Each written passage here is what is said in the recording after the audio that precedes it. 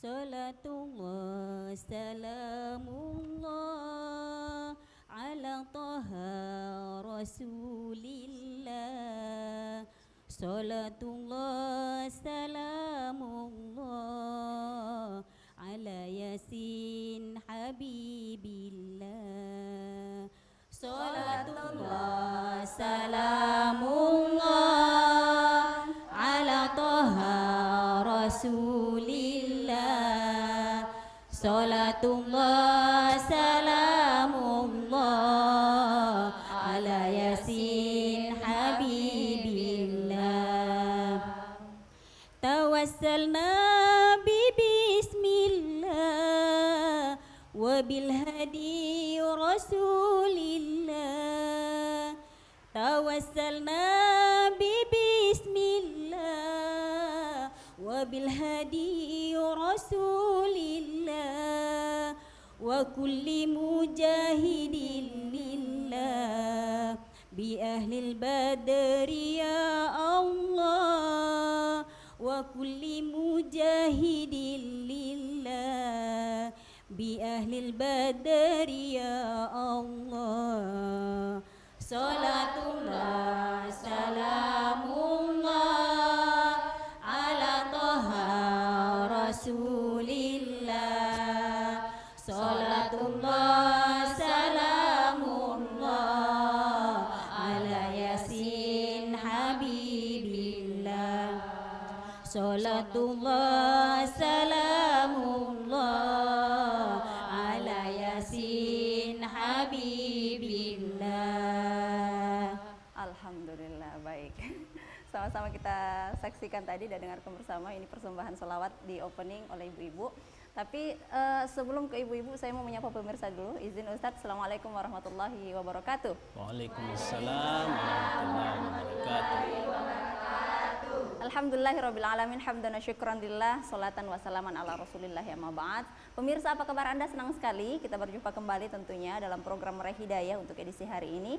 Dan tentunya telah hadir bersama kita seluruh narasumber yang hadir untuk hari ini. Kita akan bersama-sama untuk mengupas satu materi yang tentunya sangat menarik. Terlihat Ustadz sudah hadir dan juga ibu-ibu. Saya mau ke mana nih? Ibu-ibu dulu atau ke Ustadz dulu? Ladies first Ustadz ya? Izin ya? Soalnya kita lagi banyakan ibu-ibu daripada Ustadz. Ya, kita ke ibu-ibu dulu nih. Beli kue beras di rumah Kang Maman. Kenalin nih, MT Darussalam Pengayoman. Assalamualaikum ibu-ibu. Waalaikumsalam warahmatullahi wabarakatuh. Sehat Bu? Alhamdulillah. MT Babus Salam. Babus Salam. Oh, Majelis Taklim Ustadz Majelis Darussalam. Taklim Babus Salam. Iya, Majelis Taklim Ustadz Darussalam Ustadz ya. Darussalam. Masya Allah, saya jadi ketukar.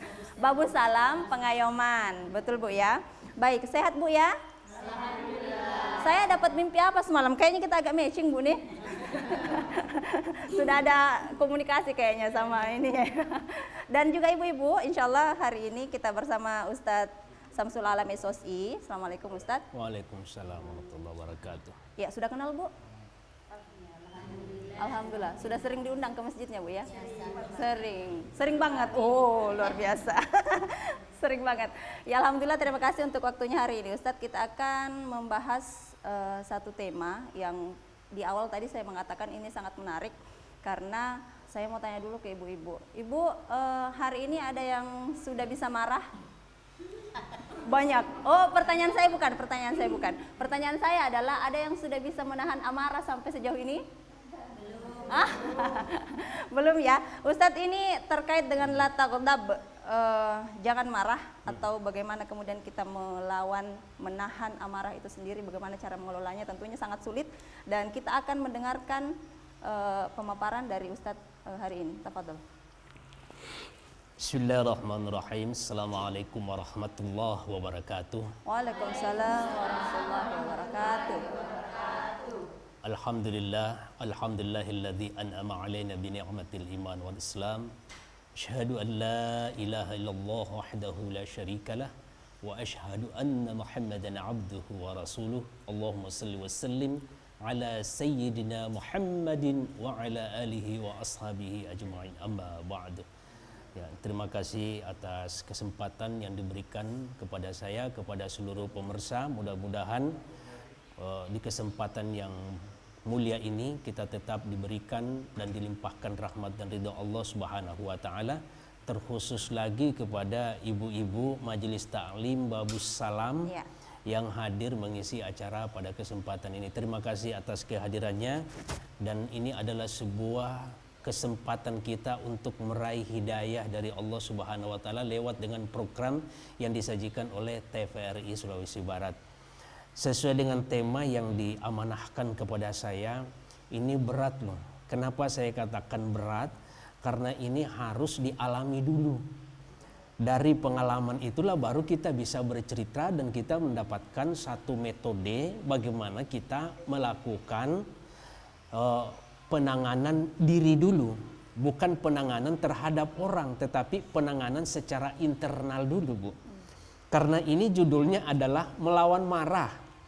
Kalau melawan, kata melawan itu berarti kita akan fighter, yaitu kita akan melawan satu musuh yang dimana kita harus berperang di dalamnya, berkelahi. Ya, kalau saya sebenarnya kata melawan ini saya agak bukan kalah sih, tapi kita harus mencari satu konsep yang lebih relevan, yang lebih strategis untuk kita mampu mengendalikan. Jadi intinya melawan itu kita geser ke dalam bagaimana cara mengendalikan emosi yang berlebihan. Karena tidak ada orang yang tidak marah. Semua orang pasti ada marah. Ketika ruh ditiupkan ke dalam tubuh manusia, maka seluruh perangkat-perangkatnya yang bersifat yang tidak nampak itu, maka dia ikut termasuk di dalamnya, itu adalah sifat amarah. Tapi jangan berkelebihan. Makanya ketika seorang sahabat laki-laki bertanya kepada Rasulullah, anna rajulan qala Nabi sallallahu alaihi wasallam. Jadi seorang laki-laki bertanya kepada Nabi Muhammad sallallahu alaihi wasallam. Jadi beliau mengatakan, ausni, berilah aku wasiat. Maka apa kata Rasulullah? La taghdab. Jangan marah. Lalu kemudian faraddada miraran, dia mengulangi pertanyaan itu dengan jawaban yang sama dari Rasulullah, la taghdab. Jangan marah. Jadi dua kali bertanya, dua kali dengan jawaban yang sama. Jadi wasiat Rasulullah yang berharga buat kita bagi manusia adalah bagaimana kita mengendalikan amarah kita sehingga kita mampu menundukkan lawan. Karena perang yang terbesar ketika Rasulullah SAW mengatakan kita pulang dari perang kecil, ini perang Badar yang besar. Lalu kemudian akan memasuki ranah perang yang lebih besar. Sahabat kaget, kenapa bisa Rasulullah? Bukankah ini perang yang besar, perang Badar? Beliau mengatakan sesungguhnya perang yang besar itu adalah menundukkan diri kita. Kenapa? Kalau kita mampu kendalikan emosi, maka tidak ada permasalahan dalam hidup ini. Tapi ini adalah sunnatullah. Sunnatullah yang tidak bisa dihindari bahwa harus ada. Alladzi khalaqal mauta wal hayata liyabluwakum ayyukum ahsanu amala. Dijadikan hidup dan kematian ini adalah untuk ujian, mencari. Jadi kehidupan ini bersifat kompetitif. Persaingan, tetapi bagaimana kita menjadi bagian daripada orang-orang yang bersaing secara positif. Jangan kita melabrak segala sesuatu itu untuk memenuhi keinginan nafsu kita sendiri. Jadi amarah ini bagian daripada sifat yang tidak boleh kita pelihara. Karena kenapa? Dia akan berefek, berimplikasi kepada psikis dan fisik kita. Makanya Allah mengatakan seperti dalam surah Al-Imran ayat 134. Dia berangkat dari 133 terkait dengan amarah. A'udzubillahi minasyaitonirrajim. Wasari'u ila maghfiratin min rabbikum wa jannatin 'arduhas samawati wal ardu uiddat lil muttaqin. Bersegeralah kamu untuk memperoleh ampunan dari Allah dan surga yang luasnya seperti langit dan bumi. Uiddat lil muttaqin, untuk orang-orang yang bertakwa. Siapa itu orang bertakwa? Alladzina yunfiquna fis sarra'i wad dharra'i, mereka orang yang menginfakkan hartanya di jalan agama Allah baik dia dalam keadaan kesempitan, sempit maupun dalam keadaan kelapangan. Kemudian Allah mengatakan wal kadhiminal ghaidh, dan orang yang mampu mengendalikan emosinya.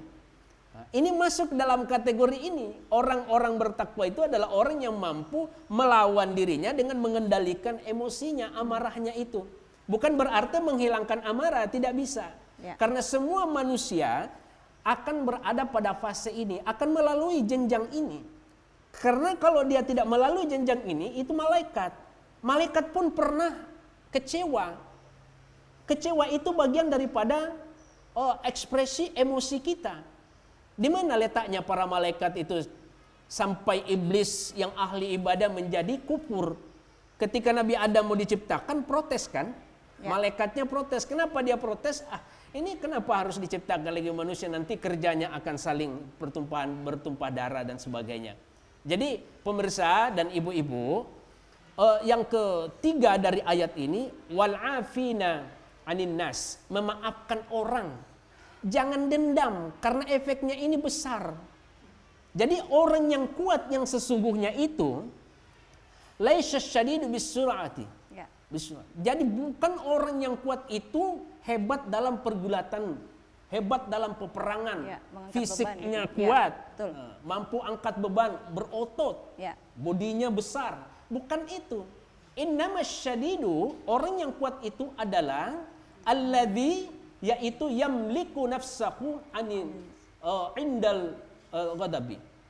Kemampuannya ketika dia marah, dia mampu kendalikan emosinya. Jangan dendam. Apa akibatnya daripada orang-orang seperti ini terus memelihara dendam? Ketika kita emosi, amarah, tahan dan kendalikan. Ya.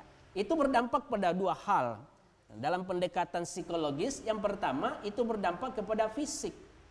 Orang-orang yang tidak bisa menahan emosinya ini, itu akan melakukan tindakan apa? Tindakan fisik. Kalau dia marah, dia akan melakukan pengrusakan. Kalau orang marah kan, pasti apa yang ada di depannya. Ya. Ya. Barang cicilan belum lunas dilempar gara-gara apa? Emosi. Ya. Make up yang belum baru-baru masih COD, belum lunas dibayar karena marah, tidak sesuai dengan pesanan, dihancurkan. Ya. Itu dampak fisiknya. Jangan sampai itu ada pembiaran, Ya. itu merusak. Implikasinya kepada aktualisasi diri yang merusak kepada di sekitarnya. Itu untuk diri dulu. Kalau ke orang lain, Itu untuk diri, ke orang lain pun akan berdampak. Ya. Kenapa berdampak? Karena emosi yang tidak terkontrol Ya. itu akan menimbulkan pertengkaran Ya. yang berkepanjangan. Nah, kalau terjadi pertengkaran berkepanjangan, segera menarik diri. Emosi yang terlanjur keluar, kita tarik segera untuk kita olah. Gimana caranya olah? Ya mungkin pada segmen berikutnya, Ya, karena baik. ini agak panjang Ya, benar, penjelasannya, cara mengolah diri itu ya. sendiri. Ya. Sebelum kita ke cara mengelola nih Ustadz. Nah tadi sudah begitu rinci dijelaskan bahwa amarah ini sebenarnya tidak bisa dihilangkan, tetapi justru bagaimana cara kita mengelolanya agar bisa dihindari gitu Ustadz. Karena tadi secara psikologis sudah jelas diutarakan, kemudian juga baik secara fisik itu kita kena, mental kita kena, kemudian ke orang lain bisa hubungan silaturahim tidak baik dan sebagainya. Nah saya mau ke ini dulu nih Ustadz, kita sebagai umat muslim role model kita adalah Rasulullah SAW, teladan kita adalah beliau. Tadi juga ada sedikit Ustadz singgung bahwa malaikat saja pernah protes. Nah, pertanyaan kemudian, apakah Rasul pernah marah, Ustadz? Di antara nabi yang paling sempurna, Ya. itu Nabi Muhammad SAW yang tidak pernah marah. Karena kenapa? Dia bersifat Rahman, Ya. Ar-Rahim. Dia rahmatan lil alamin. Tidak Ya. ada dituliskan dalam sejarah kecuali itu dieksploitasi, dimanipulasi sejarahnya. Nabi tidak pernah marah. Dalam peperangan pun dia tidak pernah marah. Ya. Dia berperang itu membela yang benar, tapi dia tidak mengedepankan emosi. Nah, jadi Rasulullah tidak bermuka masam pun ketika ada seorang datang lalu kemudian membuka, tidak seperti itu, tidak membuka, tetapi Allah melihat isi hati yang sedikit di mana Rasulullah kurang menerima kedatangan, tapi tidak marah. Ya. Karena mungkin sikap tamu itu sendiri. Jadi Rasulullah tidak pernah mengenal marah, makanya beliau selalu memberikan contoh keteladanan. Jadi kalau kita ini umatnya bukan tidak pernah marah, setiap saat marah. Sering-sering gitu. Iya. Mau tidur marah, bangun tidur pun ngomel. Jadi ini ibu-ibu apa dampaknya nanti? Ini besar sekali dampaknya. Tadi sudah fisik. Kerusakan fisik itu terhadap organ tubuh. Organ struktur tubuh kita itu akan mengalami kerusakan. Sistem saraf kita itu akan bekerja tidak maksimal. Ya. Apalagi kepada non fisik kita, Ya. secara psikis kita, kejiwaan kita, semakin amburadul. Ya. Belajar tentang baca Quran, belajar tentang kitab, belajar agama, tapi tidak dibenahi di dalam ini, maka itu tidak akan memaksimalkan diri kita untuk meraih hidayah dan meraih keridhaan Allah Subhanahu wa taala. Terlebih ketika kita ingin memutuskan sesuatu ketika dalam keadaan emosi, itu mungkin dampaknya tidak sesuai dengan harapan kita tentunya Ustaz. Iya, itu masuk dalam kategori dampak dari problem solving. Jadi dalam menentukan satu keputusan itu karena sudah mengalami gangguan jiwa. Jadi amarah yang terpelihara dan berkepanjangan sesungguhnya adalah gangguan, ada namanya penyakit skizofrenia. Itu penyakit jiwa, gangguan mental itu Bu. Tapi nanti saya jelaskan. Atau ini masih boleh silakan Ustaz. Jadi penyakit skizofrenia itu oleh para ahli psikolog ibu-ibu itu tanda-tandanya yang pertama ada namanya tanda-tanda positif. Ini perlu kita kenali. Ini gangguan mental. Tanda positifnya itu ketika seseorang sudah mengalami atau berada pada fase halusinasi, delusi atau waham. Ini hati-hati. Sering ada bisikan yang bersifat provokasi. Yang provokatif. Di mana datangnya bisikan itu? Dari dalam diri. Di mana ayatnya? Alladzi yuwaswisu fi sudurin nas. Yang sering di dalam itu muncul adalah prasangka yang memprovokasi kita punya emosi. Sehingga orang kumpul di sana, kita duduk di sini, sedikit-sedikit curiga, saya dicerita lagi. Ini baperannya baper tingkat dewa, langit ke-7 dia. Jadi jangan seperti itu. Orang ngumpul cerita di sana, ngumpul-ngumpul lagi ngobrol, bicara tentang agama, kita di sini tersinggung. Itu karena itu tadi, penyakitnya itu halusinasi. Bisikan-bisikan itu, tapi ini masih tingkat rendah. Halusinasi tingkat tinggi itu berdampak lebih buruk lagi.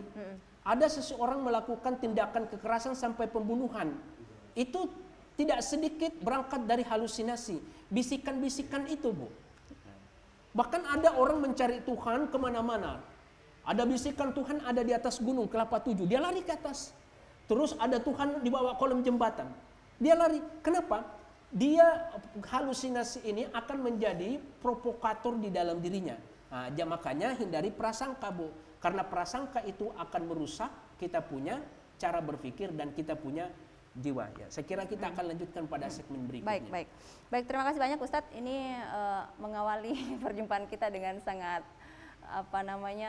materinya akan jauh lebih menarik ketika ibu-ibu bertanya sebentar. Nah, sudah siap pertanyaan ibu-ibu ya? Sebentar kita akan lanjutkan karena kita akan break dulu pemirsa. Meraih hidayah. Luruskan niat, mantapkan hati.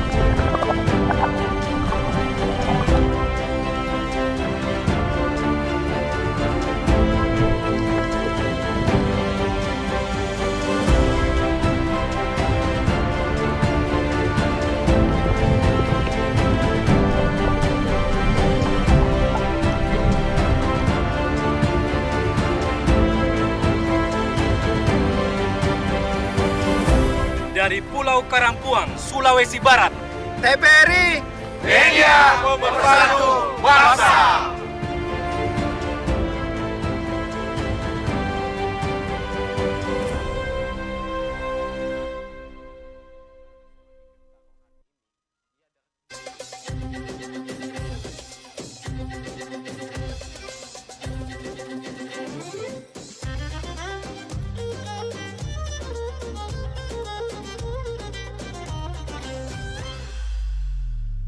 Hidayah, luruskan niat, mantapkan hati. Alhamdulillah. Ya, sebelum saya ke ibu-ibu Ustadz, mungkin tadi ada sedikit kita ngobrol, masih ada penjelasan yang ingin Ustadz sampaikan sebelum ke ibu-ibu, silakan. Iya, tanda yang kedua tadi atau ada tanda negatif, kemampuan verbal, kemampuan berkomunikasi itu akan menurun.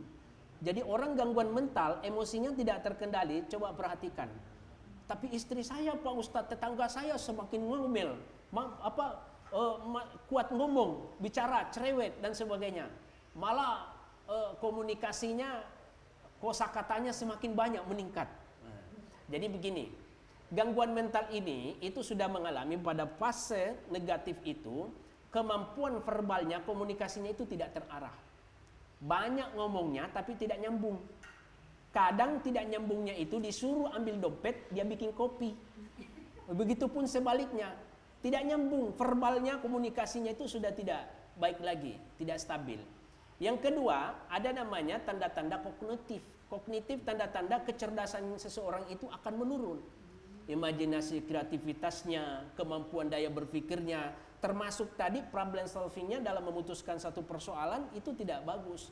Karena kenapa? Dia sudah terganggu dalam ranah persoalan ini, gangguan-gangguan kejiwaan seperti ini. Nah, ini perlu kita harus kenali bagaimana cara kita menyelesaikan persoalan ini.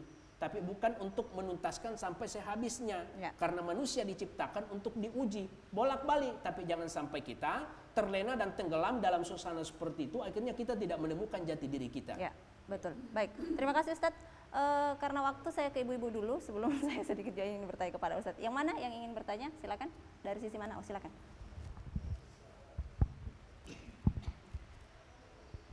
Bismillahirrahmanirrahim. Assalamualaikum warahmatullahi wabarakatuh. Waalaikumsalam. Perkenalkan, nama saya Aida Yahya. Menarik sekali apa yang disampaikan oleh Pak Ustadz tentang melawan amarah. Sebagai ibu rumah tangga, ya rata-rata kita di sini Pak Ustadz ibu rumah tangga. Kadang-kadang kita marah di rumah, marah kepada suami, marah kepada anak. Apakah dibolehkan untuk marah kebaikan? Untuk kebaikan, dan adakah tips-tips untuk melawan amarah? Terima kasih. Assalamualaikum warahmatullahi wabarakatuh. Waalaikumsalam warahmatullahi wabarakatuh. Ya, kalau tipsnya ini kita lihat dulu pokok permasalahannya. Ini kan ada jenis-jenis amarah. Ada jenis amarah disebabkan karena stres. Stres karena pekerjaan. Pekerjaan tidak tuntas, yang jadi sasaran itu adalah objek pekerjaan. Ya. Kalau laptopnya bermasalah, masalahnya yang dihantam, dirusak itu adalah laptopnya. Apalagi kalau dibawa sampai ke rumah gitu ya. Ya, kalau pancinya tidak baik, tidak beres-beres, pancinya dilempar kiri kanan. Nah, itu kita lihat pokok permasalahannya. Kalau dia pokok permasalahannya sumbernya dari keluarga sendiri, dari anak, dari suami itu, memang sulit Bu ya untuk saya bagaimana berbicara secara idealis. Saya hanya bisa berbicara secara teoritis. Karena saya bukan ibu-ibu, ibu yang merasakan. Apalagi ibu ini kan terjadi siklus hormonnya. Ya, ketika akan mendekati masa menstruasi, gejolaknya luar biasa. Itu juga kadang senjata bagi ibu-ibu. Sehingga kadang ketika suami atau anak membuat kesalahan, memancing emosi, ya kadang hati-hati, jangan macam-macam. Saya sudah mau ini. Ini kan kami juga belum sampai pada menyelesaikan satu pembicaraan, kita sudah mengambil langkah mundur. Karena kenapa? Naik bendera. Nah, jadi kita kalah sudah. Ya. Jadi tipsnya untuk menghadapi persoalan seperti ini, ya tentu tidak dibutuhkan waktu secara instan Bu. Tapi jangan dampaknya itu menaruh dendam. Kalau bicaranya dikeluarkan itu tetap terkontrol. Karena memang seperti itulah adanya ibu-ibu, ini juga bapak-bapak yang menyaksikan di rumah, ya kita harus menerima kosakata lebih daripada 20.000 setiap harinya. Karena kenapa? Itu takdir. Itu sudah kodrat ya, Ustadz ya. Sudah kodrat wanita seperti itu. Tapi ingat ibu-ibu, karena memang seperti ketika dia banyak bicara imunnya naik. Tapi kami bapak-bapak naik stresnya. Ya. Begitu kalau bapak-bapak banyak bicaranya bukan imun naik tapi asam lambung yang naik. Jadi tipsnya pertama kita harus belajar untuk mengendalikan diri dengan istighfar. Yang kedua, kalau untuk diam saya tidak bisa kasih tips karena ibu-ibu tidak bisa diam. Semakin diam akan jadi penyakit, jadi dendam kesumat. Mendingan keluar deh. Kalau ibu-ibu sebaiknya jangan terlalu fokus pada sasaran makhluk hidup. Seperti suami itu makhluk hidup. Anak kasihan. Kalau bisa dibagilah. Sudah ngomel sama anak, sudah mengomel sama suami, sebagiannya ngomel sama benda lah. Ya, marah-marahi pancinya, marah-marahi kompornya. Jadi kan anggaplah itu suami. Ya. Kalau jengkelnya ambil pisau diiris-iris, tapi jangan faktanya seperti itu. Ya. Ambil ikan diiris-iris. luapkan emosi itu, keluarkan emosi itu. Ya, baik. Yang terbaik adalah tarik nafas, Bu. Tarik nafas, istighfar. Ada tekniknya. Nanti di segmen ketiga saya akan baik. ajarnya tekniknya. Baik. Ya, begitu. Nah, tadi sudah ada tipsnya dari Ustadz. Satu lagi pertanyaan Ibu, apakah dibolehkan marah untuk kebaikan, Ustadz? Ya, sebelum saya jawab tadi jangan lupa air itu sifatnya mendingin, Bu. Sebaiknya tarik nafas, minum air, kalau perlu berwudu. Kalau belum sembuh-sembuh juga duduk. Kalau tidak bisa cara Rasulullah berbaring. Kalau tidak bisa tidur. Anda bisa Kak tidur puasa seperti kiki mandi, Bu. Ya. mandi supaya menenangkan sistem saraf yang sedang tegang. Ya. Jadi apakah boleh? Yang tadi pertanyaannya.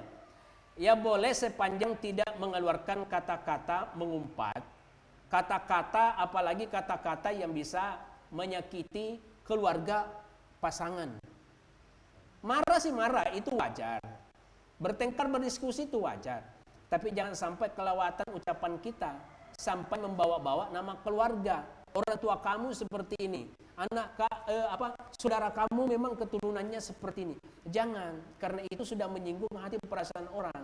Kalau toh harus keluar seperti itu, keluarkan, jangan di depan suami lah, hargai, karena suami itu pemimpin.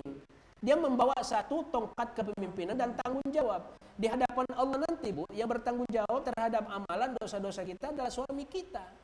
Jadi kalau tidak punya suami, siapa yang tanggung, Pak Ustadz? Ya tanggung sendiri, siapa sudah tidak punya suami. Ya. Jadi, gitu. Ya. Baik, terima kasih banyak. Ustadz, jawabannya Ibu sudah jelas. Satu lagi, sisi kiri, silakan Ibu. Ya. Assalamualaikum warahmatullahi wabarakatuh. Waalaikumsalam. Perkenalkan, nama saya Haji Mariati Mansur dari Majelis Ta'lim Babus Salam. Ya.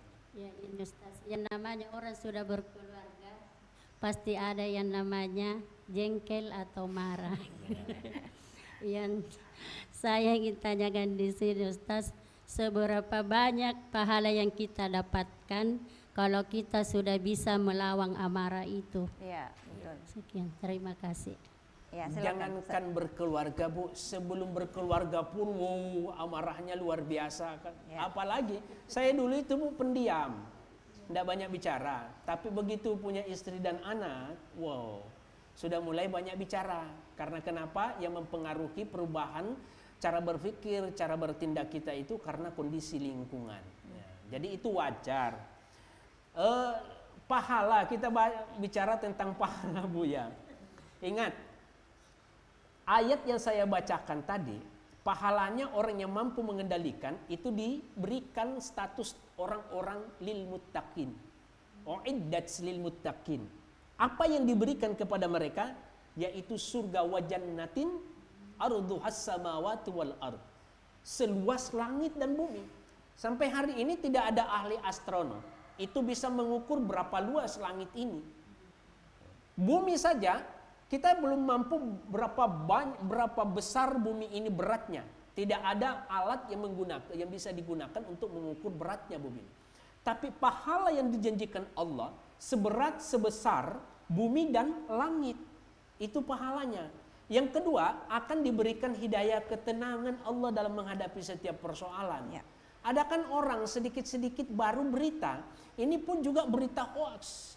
Belum tentu kebenarannya, dia yang marah. Lihat di televisi berita-berita hoax atau lihat di Facebook, makanya kurangi main Facebook, Bu, ya. Karena ini media sosial juga adalah alat untuk memancing emosi. Ya. Ya kadang kita tidak terkendali. Ini begitu dilakukan klarifikasi, barulah tahu kebenarannya. Yang rugi siapa? Tidak dapat pahala, yang kita dapat dosa. Kita ikut lagi menggibah, naik ke tingkat yang paling tinggi jadi tukang fitnah. Al fitnah itu asyaddu minal qatl. Lebih fitnah itu lebih kejam daripada membunuh. Pahalanya dan manfaatnya sangat besar, Bu. Ya. Ya, kalau sudah mampu untuk mengendalikan emosi tadi ini. Engkau tidak akan mengetahui sabarnya seseorang sebelum kau tahu kapan dia marah gitu, Ustaz, ya? Ya, harus diuji. Makanya saya katakan fase kehidupan manusia pasti akan melalui tingkatan ini. Tidak ada orang yang tidak diuji emosinya. Ya. Termasuk Ustaz, dan saya pernah berada pada fase itu. Barulah nanti ketika mengilmui sesuatu, Ya. mempelajari sesuatu, teknik dan strateginya, barulah sedikit bisa dikendalikan. Dulu juga saya temperamen, Bu. Kenapa temperamen? Karena semua manusia akan melalui fase ini, tinggal bagaimana dia menuntut, bagaimana dia mencari tahu caranya belajar. Belajar lewat apa? Lewat Al-Quran. Ternyata lewat dengan Al-Quran bisa mengendalikan dan membantu kita secara emosional untuk mengendalikan kita emosi. Sekarang ini Bu, mohon maaf, sulit kiranya untuk kita mengendalikan emosi. Ya. Karena lebih banyak melihat HP, medsos ketimbang Al-Quran, ya kan Bu, jujur. Nah, kalau di sini tidak, karena setiap malam yasinan sekali seminggu, lumayan. Kalau medsosnya coba, berapa kali sebelum tidur lihat. Bangun tidur yang pertama dilihat apa Bu? WA ya.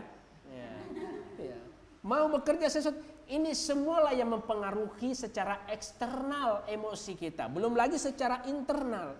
Internal itu ingat, bisikan itu akan selalu ada untuk menggoda dan memprovokasi manusia. Jadi perlu adanya perhatian ini ibu-ibu. Jadi ada namanya dampak yang ditimbulkan oleh emosi secara berkepanjangan. Fisik itu sudah pasti, non fisik itu sudah pasti. Tapi yang berkepanjangan ini adalah kita tidak pernah menemukan bagaimana cara beribadah dengan tenang. Ustadz, saya sudah paham cara sholat yang baik dan benar. Sering saya mengikuti pengajian. Tapi apakah kita sudah pernah merasakan kehusyuan? Yang kedua, kalau ada orang kemasukan, ini saya katakan, habis Al-Quran kita bacakan orang yang kemasukan, ini juga belum berdampak, belum bisa menyembuhkan orang kerasukan.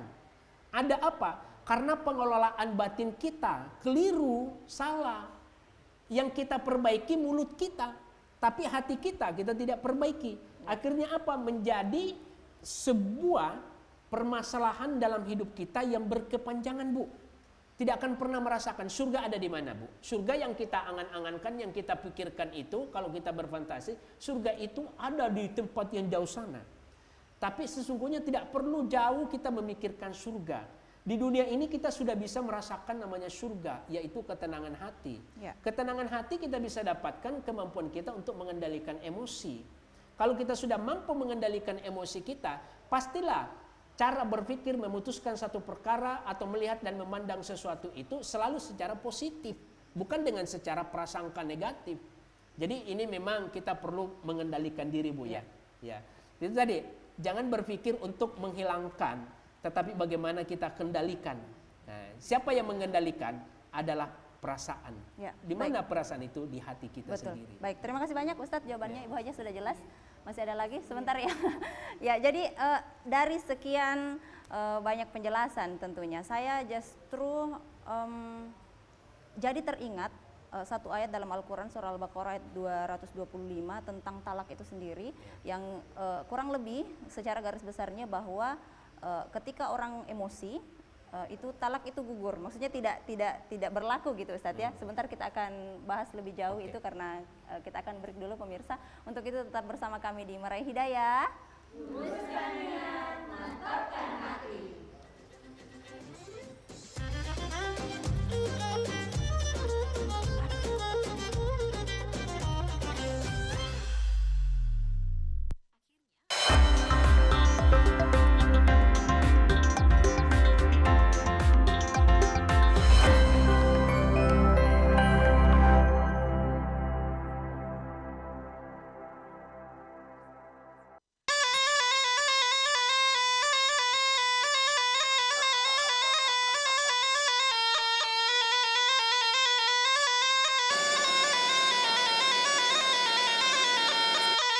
Budaya warisan leluhur yang masih terjaga hingga kini, tak lekang di gerus zaman.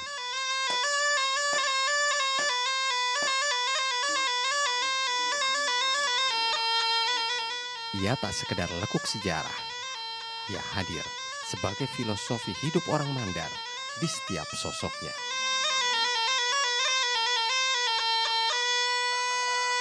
Di dalamnya mengandung budaya, seni, dan mistis bercampur menjadi satu.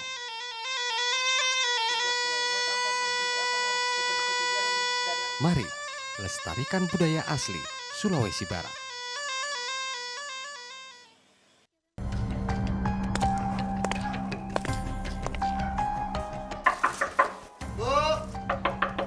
Bu,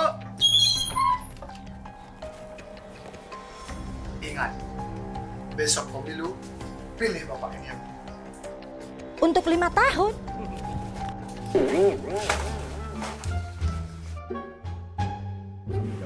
Sampai jam berapa? Bapak, ingat, nanti pemilu, pilih Bapak ini. Untuk 5 tahun? Suara saya lebih mahal daripada ini.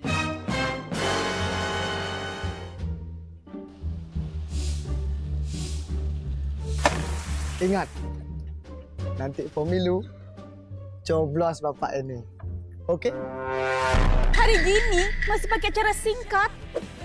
Generasi muda Indonesia, ayo jadi pemilih yang cerdas. Karena satu suaramu akan menentukan 5 tahun ke depan. Tolak suapnya, kenali sosoknya, pahami programnya. Pemilih cerdas, pemilu sehat, bangsa hebat.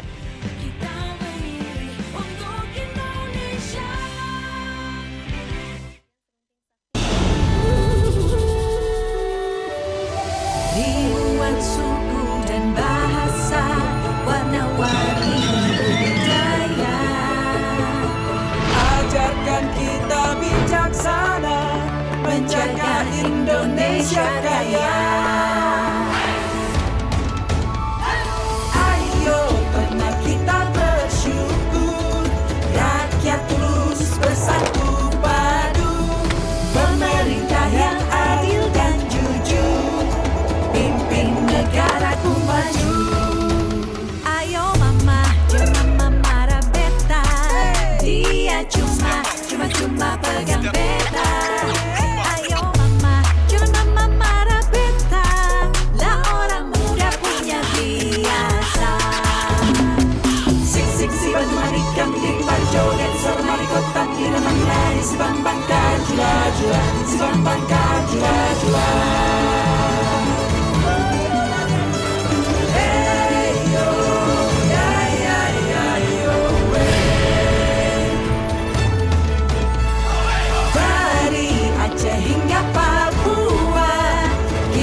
Semua bersaudara, bekerja dan berdoa, bangga dan bersahaja untuk Indonesia Raya.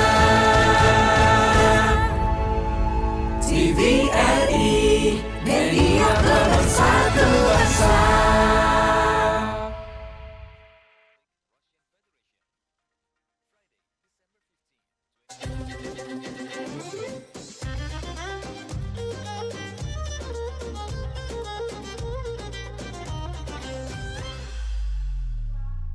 Meraih hidayah. Luruskan niat, mantapkan hati. Ya, masih semangat, Bu? Semangat. Oh, masih sejam lagi ya kita ya?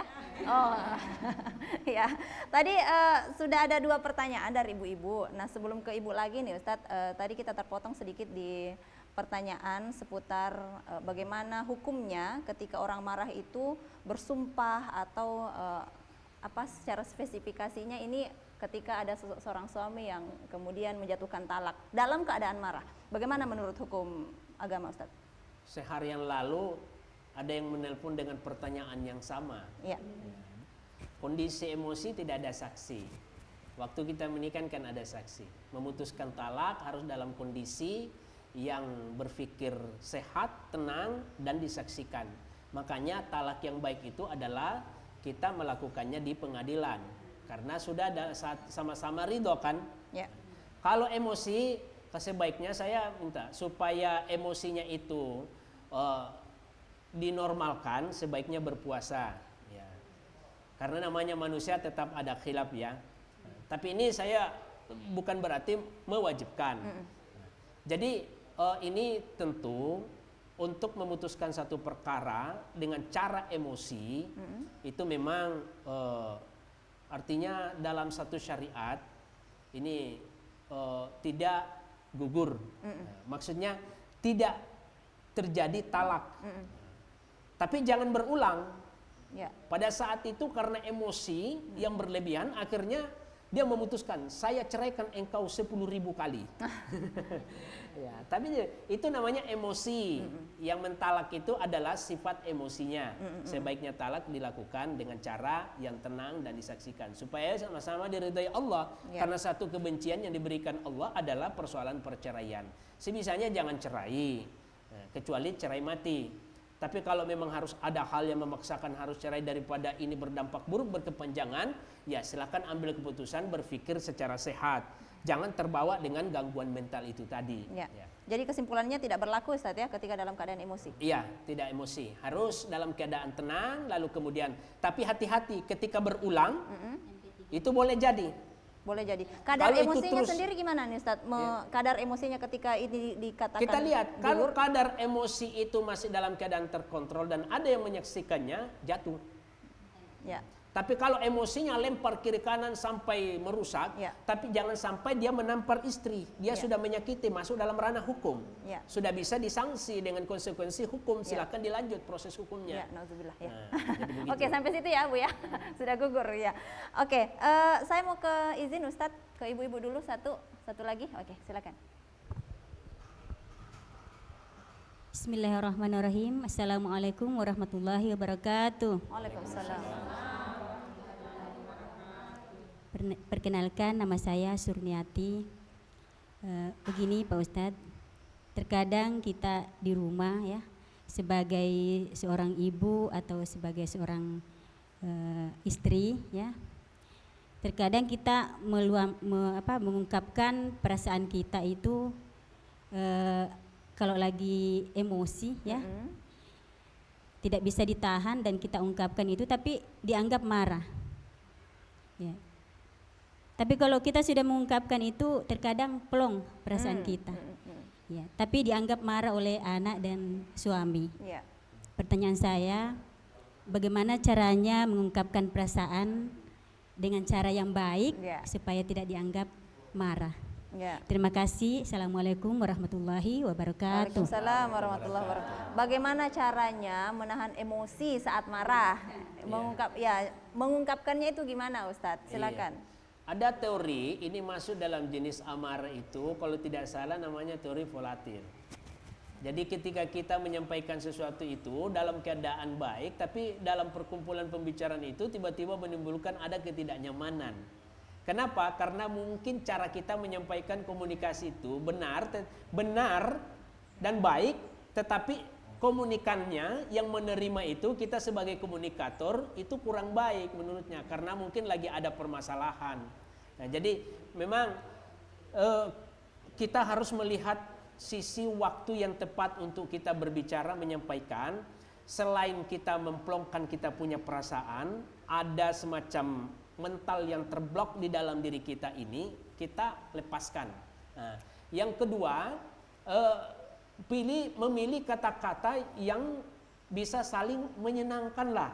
Ya, tapi ini sulit, kalau terbawa emosi susah juga. Pemilihan kata gitu ya. Pemilihan kata yang baik dan benar ini susah. Berdasarkan dengan EYD ya, ejaan yang disempurnakan. Yang disempurnakan itu. Ya, susah Ustadz, yang ada yang keluar kebun binatang gitu. Jadi itu tadi cara kita untuk menyampaikan dan melihat kondisi waktu yang tepat.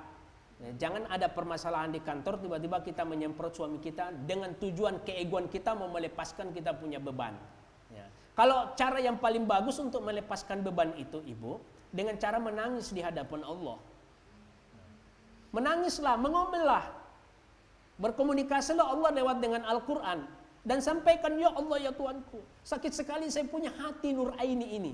Hati nurani. Ya Allah ya Rabbi, kenapa? Saya dihina, saya digibah, saya difitnah dan sebagainya. Menangis di hadapan Allah tampak dengan membalas, Allah yang mengatur dan memperbaiki hidup kita. Jangan ada dendam, jangan sistem membalas. Karena ada juga teori yang seperti ini. Teori di mana orang menghindari, pasif agresif. Dia menghindari sesuatu dengan tujuan, tapi dia nantinya akan memendam, tidak mengeluarkan. Membangun komunikasi yang efektif, ada namanya teori komunikasi, etika komunikasi. Nah, jadi caranya seperti itu. Kalau kita menahan diri, ibu-ibu, dengan terus memendam, apa dampaknya? Yang pertama, gangguan mentalnya itu adalah gangguan persepsi sensori. Ada namanya gangguan persepsi sensori, itu adalah gangguan di mana kita tidak bisa lagi membedakan mana pengaruh yang dari luar untuk kita olah dan kendalikan, mana pengaruh dari dalam.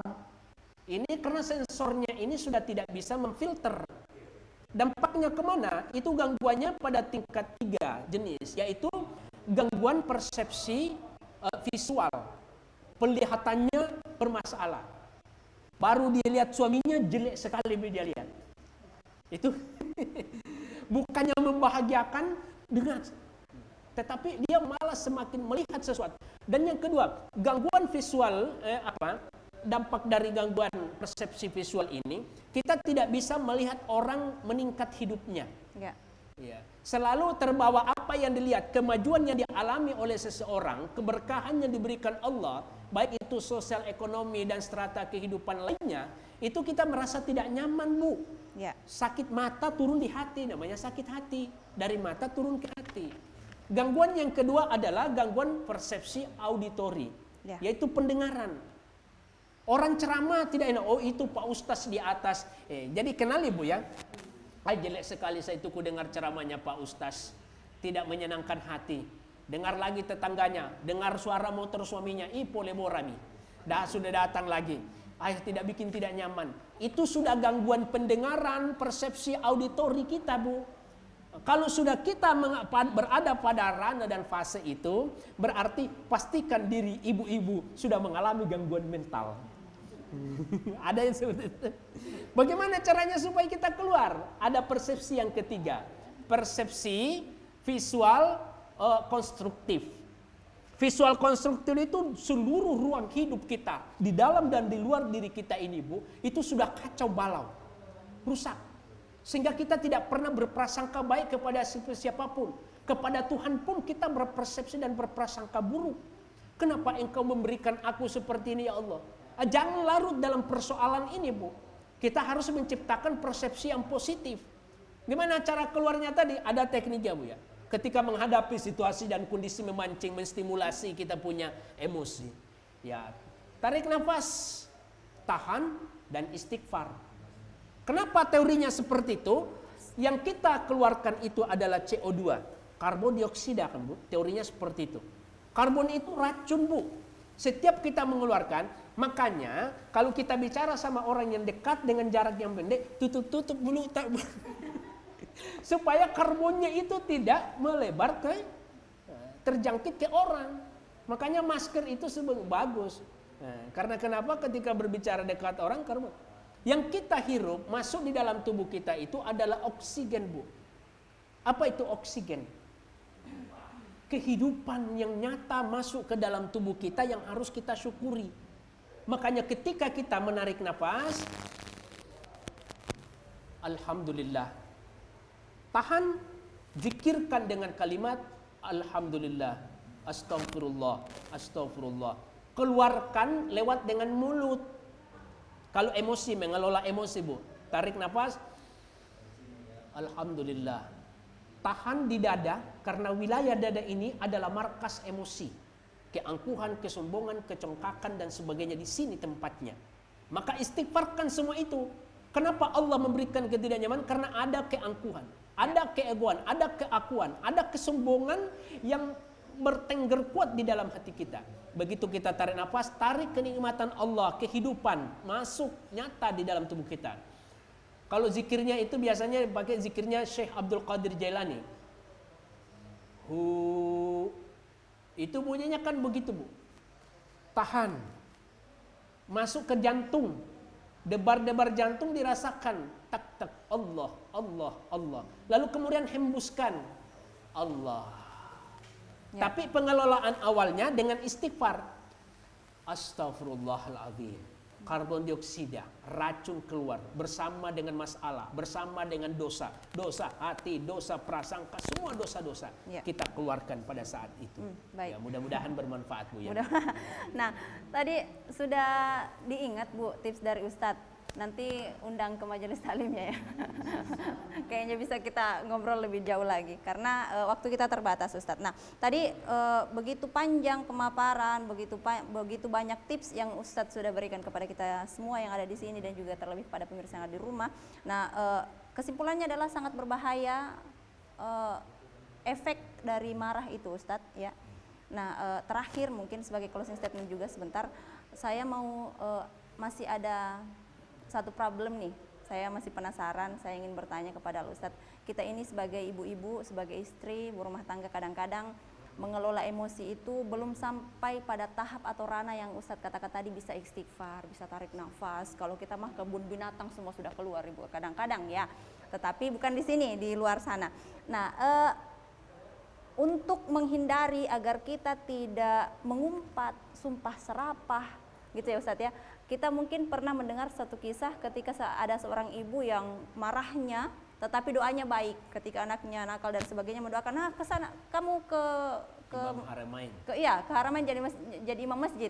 Itu kan doa yang bagus. Tapi kalau kita ini kadang-kadang mohon maaf Ustadz, mungkin sumpah serapah yang keluar ini bagaimana cara minimal kita bisa mengelola agar kalimat-kalimat yang keluar itu tidak kemudian menyumpahi anak dan perkataan yang kasar. Mungkin sebagai closing statement juga silakan. Jadikan lisan kita ini penghias untuk terus melantunkan, melafazkan istighfar dan salawat. Ya. Karena syafaat salawat itu luar biasa. Jangan malas bersalawat ibu-ibu. Ya. Karena lepasnya kontrol dalam mengeluarkan, menyusun kalimat, mengeluarkan kata-kata itu karena lisan kita terlalu banyak membicarakan kekurangan dan keburukan orang. Mulut pun terdiam ya Ustadz, tetapi hati kita sering menilai orang dari sisi luarnya, bahkan merendahkan orang itu. Jaga lisan dan jaga hati. Ihdinas siratal mustaqim. Titian siratal mustaqim itu adalah lisan dan hati kita. Ya. Kalau jembatan ini sudah rusak, jangan bermimpi untuk mendapatkan tempat di surga karena terputus jalannya. Ya. Begitupun hati, cara kita berprasangka. Hati-hati ibu-ibu, hati ini sangat tipis, lebih tipis daripada kulit ari-ari atau plasenta manusia. Karena kenapa? Sedikit saja persoalan kita sudah menilai dengan cara yang tidak baik kepada orang. Ya. Datang pun ke majelis tempat pengajian, kadang kita berprasangka tidak baik kepada orang. Kuenya lah digosip, ya. Tampilannya lah digosip, acaranya lah begini. Dulu kita bikin acara, kita siapkan makanan kotak 5 1 orang. Padahal kotaknya memang 5 tapi isinya cuma 1. Orang 1 kotaknya 5 isinya. Jadi tidak perlu kita menilai dari sisi orang dan tidak perlu kita terjebak pada tampilan seseorang. Saya kira demikian, mudah-mudahan apa yang saya sampaikan ini membawa keberkahan kepada seluruh ibu-ibu dan keluarga ibu-ibu dan seluruh pemirsa yang tetap eksis di acara Meraih Hidayah ini. Ya. Assalamualaikum warahmatullahi wabarakatuh. Baik pemirsa yang ada di rumah, demikian seluruh rangkaian perjumpaan kita pada hari ini. Sekali lagi kami mewakili jamaah dan juga Ustadz, mohon maaf atas segala kekurangan. Dan saya ucapkan terima kasih sekali lagi ibu-ibu, ini penguasa pengayoman. Ya Bu ya, yang punya setengahnya pengayoman Bu ya. Nanti kapan-kapan jalan-jalan ke sini lagi Bu ya, insya Allah. Saya dengar-dengar sudah ada baju persatuan lagi Bu yang baru. Nah. Kalau belum OTW insya Allah ya. Ya, kita doakan Ustadz juga mudah-mudahan sehat selalu, bisa menemani kita di dialog-dialog berikutnya, bisa kita undang ke majelis juga. Sekali lagi pemirsa terima kasih banyak atas segala perhatian, mohon maaf atas segala kekurangan. Kami akhiri wallahul muwaffiq ila aqwamit thoriq. Wassalamualaikum warahmatullahi wabarakatuh. Waalaikumsalam warahmatullahi wabarakatuh. Sallallahu ala Muhammad. Sallallahu alaihi wasallam. Sallallahu ala Muhammad. Sallallahu alaihi wasallam. Anta syamsun, anta badarun, anta